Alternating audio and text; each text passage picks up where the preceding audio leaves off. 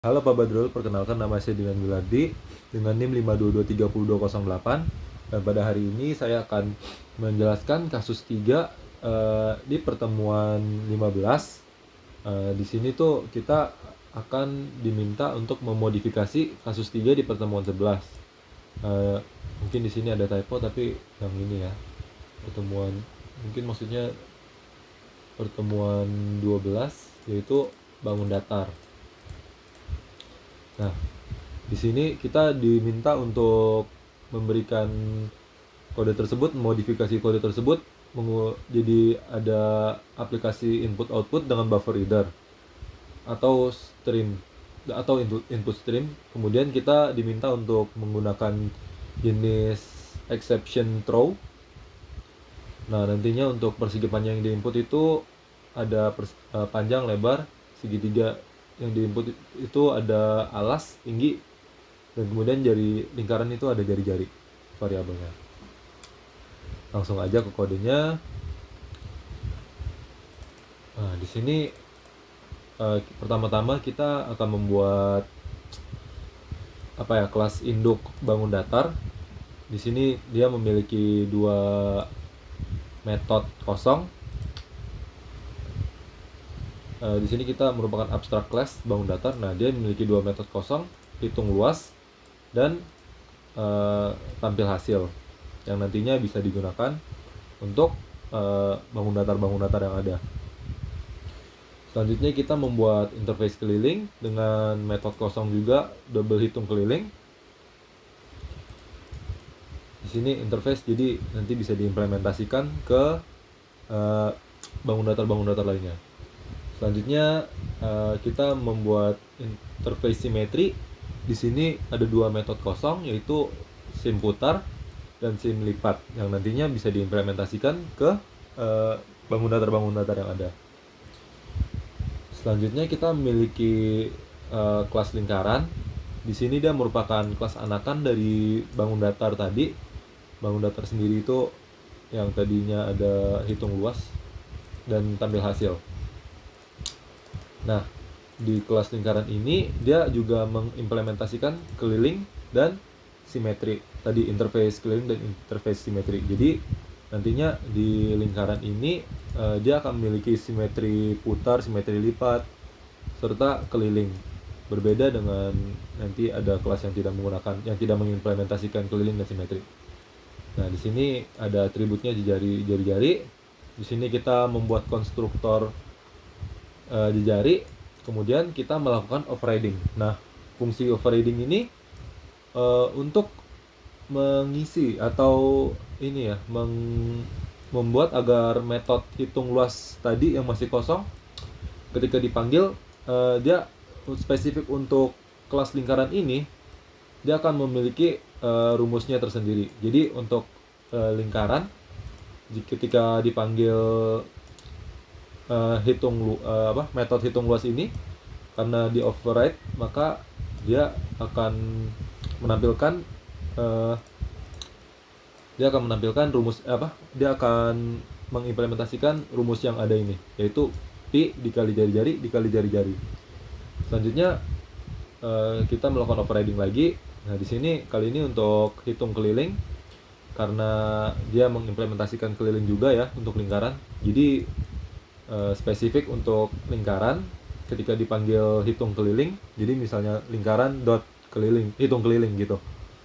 Kita memanggil metode keliling ini, maka nantinya dia akan menggunakan rumus ini, yaitu 2 dikali mat dikali pi dikali jari-jari. Selanjutnya begitu juga untuk overriding di sim putar. Nanti lingkaran jika dipanggil dia akan mengembalikan 360. Kemudian overriding untuk sim lipat, nantinya dia akan overriding. Dia begitu kita panggil spesifik untuk lingkaran, dia akan menunjukkan infinity.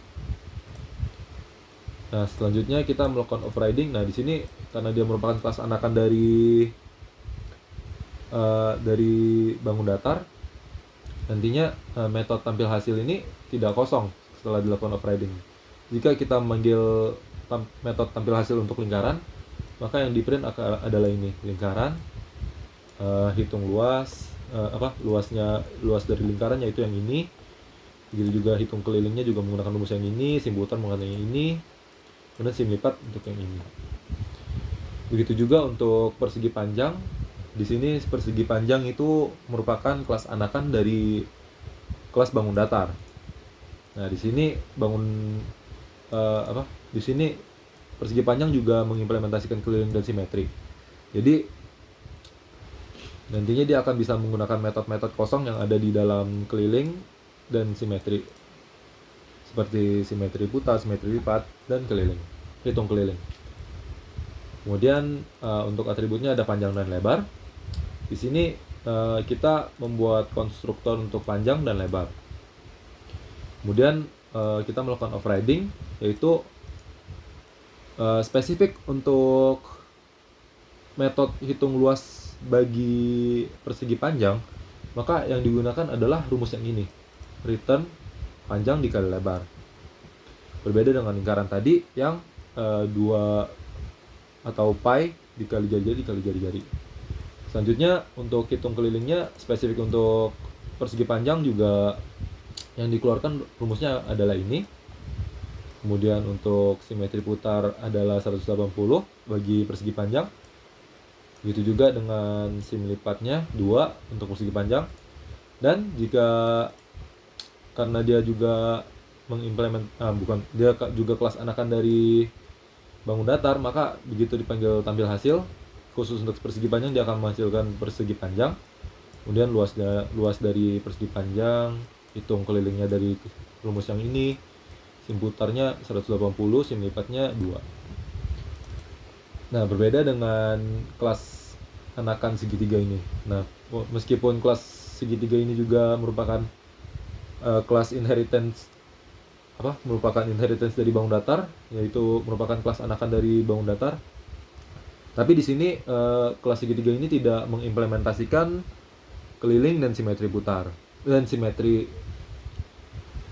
maka nantinya dia tidak memiliki tidak mengimplementasikan kedua interface tadi ya. Jadi nggak ada yang namanya simetri putar, simetri lipat, ataupun keliling dari segitiga ini begitu dipanggil tampil hasilnya nanti. Nah, di sini atributnya ada alas dan tinggi. Kemudian kita membuat konstruktor alas dan tinggi. Kemudian di sini kita overridingnya hanya yang dari kelas induknya ya. Berarti dari bangun datar tadi hanya ada hitung luas dan tampil hasil. Untuk segitiga, di sini overridingnya spesifik, dia hanya spesifik dia akan menggunakan rumus yang ini, yaitu 0,5 dikali alas dikali tinggi.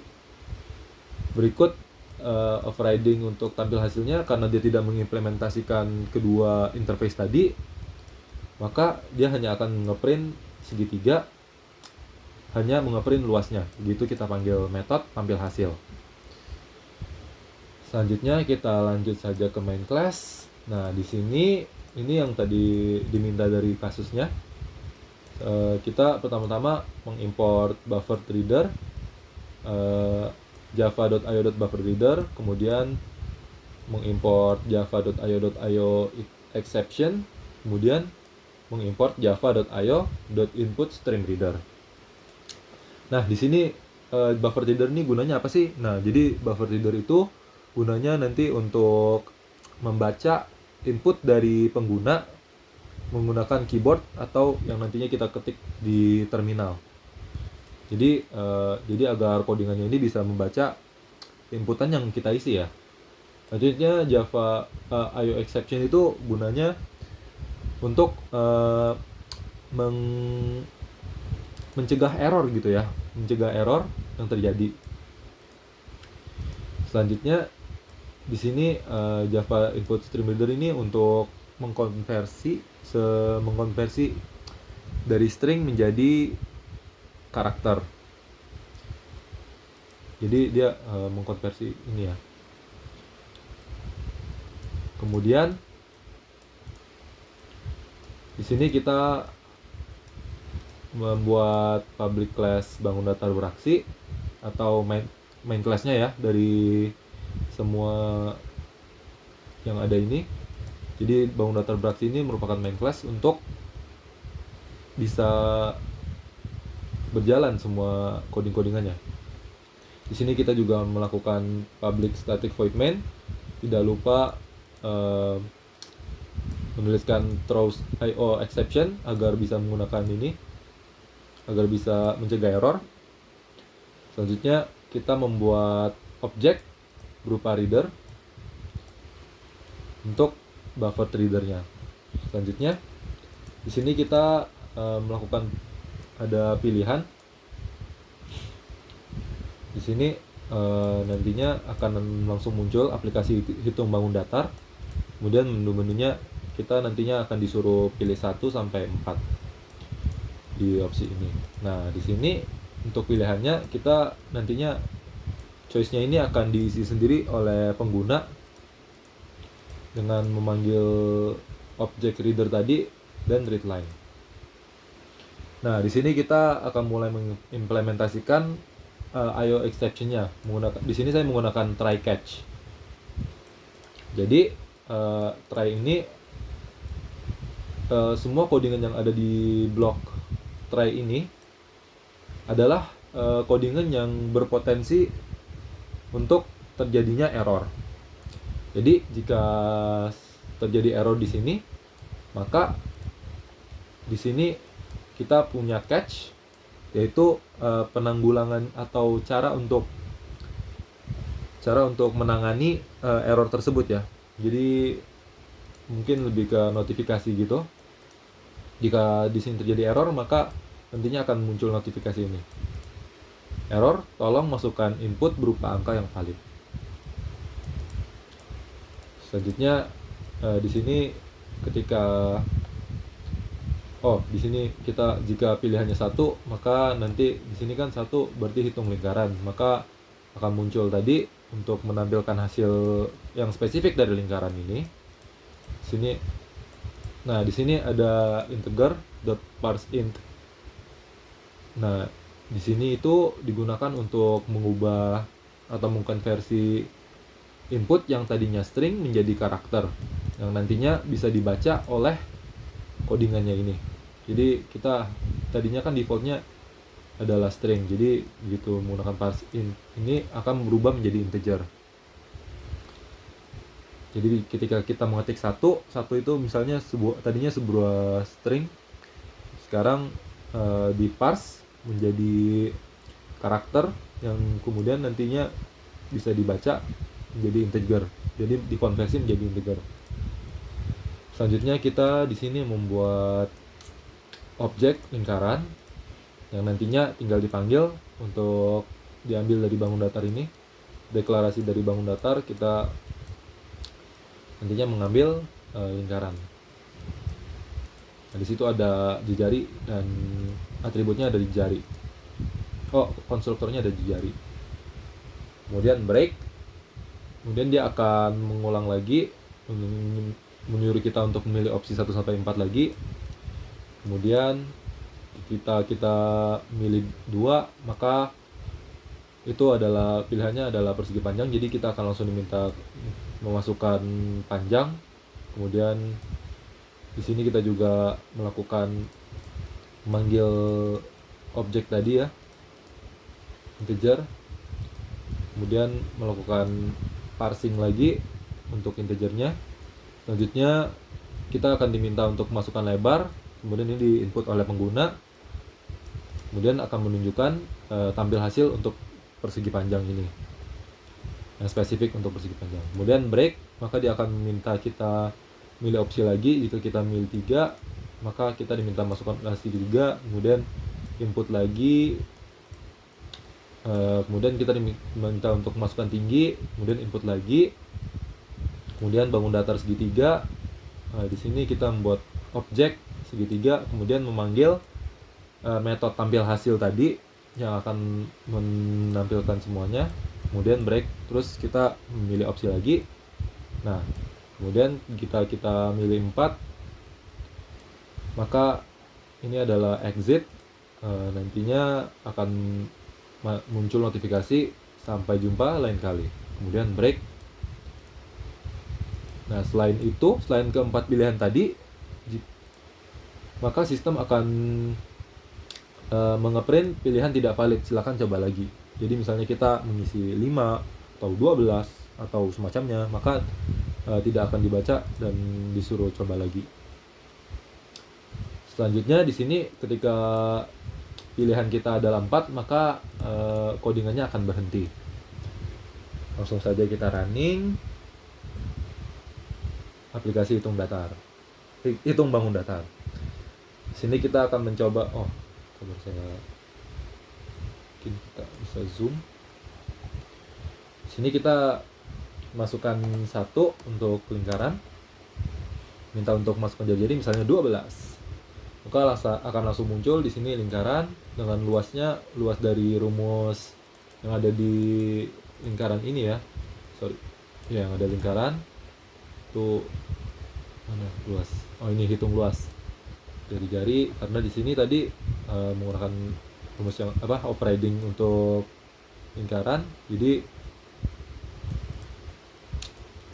pi dikali 12 dikali 12. Kemudian kelilingnya juga begitu, 2 dikali pi dikali 12. Simetri putarnya untuk lingkaran 360. Simetri lipatnya infinity. Selanjutnya kita akan memilih persegi panjang. Masukkan panjangnya misalnya 13, misalnya lebarnya 2. Nah, di sini akan muncul untuk spesifik persegi panjang ya. Sini lebarnya 2, persegi panjang, kemudian luasnya luas dari persegi panjang kali lebar berarti 13 kali 2, 26 benar. Kemudian keliling dari persegi panjang, simetri putarnya juga 180 dari persegi panjang karena kita overriding yang spesifik untuk persegi panjang. Kemudian simetri lipatnya 2. Nah, berbeda dengan segitiga. Nanti di sini kita diminta untuk atributnya ada 2, yaitu alas dan tinggi ya. Untuk segitiga saya lupa. Misalnya alasnya 3 dan tingginya 7. Maka nantinya akan langsung hanya ada ini ya, soalnya dia tidak mengimplementasikan simetri putar dan simetri lipat, kemudian simetri keliling tidak seperti lingkaran dan persegi panjang. Jadi memang agak lain ini segitiganya. Dia hanya merupakan kelas anakan dari bangun datar yang isinya 2 metode doang, yaitu hitung luas dan tampil hasil. Jadi tampil hasilnya hanya menghitung luas. Selanjutnya jika kita mengisi yang lain dari yang lain, misalnya A, B, C, A, maka akan muncul pilihan tidak valid, silakan coba lagi. Jika kita tekan 4, maka akan muncul sampai jumpa lain kali, kemudian codingnya berhenti. Nah, sekarang untuk penggunaan IO exception-nya, tadi misalnya kita untuk lingkaran, jika kita kan diminta untuk masukkan jari-jari, jika kita mengisikan hal yang random seperti ini, maka akan muncul error yang tadi itu IO exception-nya akan berjalan. Jadi try catch-nya itu tadi kan ini, kemudian jika error maka dia penanggulangannya akan seperti ini. Error, tolong masukkan input berupa angka yang valid. Jadi kita juga sebagai pengguna langsung tahu bila SD ini bukan merupakan angka yang valid. Jadi kita sebagai pengguna juga pastinya tidak ingin yang repot gitu kan. Kita tidak tahu salah kita di mana. Misalnya tadi untuk lingkaran kita masukkan bintang. Kita pikir ini adalah angka, ternyata ini bukan angka. Jadi kita tahu sekarang bahwa bintang itu bukan angka. Jadi ini merupakan error. Ya, sekian untuk video penjelasan saya untuk kasus 3 di pertemuan 15. Mohon maaf jika masih banyak kurangnya Pak Badrul. Terima kasih sudah menonton. Semoga sehat selalu, panjang umur, terus banyak tertawa. Sehat selalu. Sampai jumpa di kapan-kapan hari dan di semester depan, mungkin kelas lain. Semoga tidak di kelas yang sama. Sampai jumpa Pak Badrul. Terima kasih. Dan teman-teman yang lain jika ada yang menonton, terima kasih.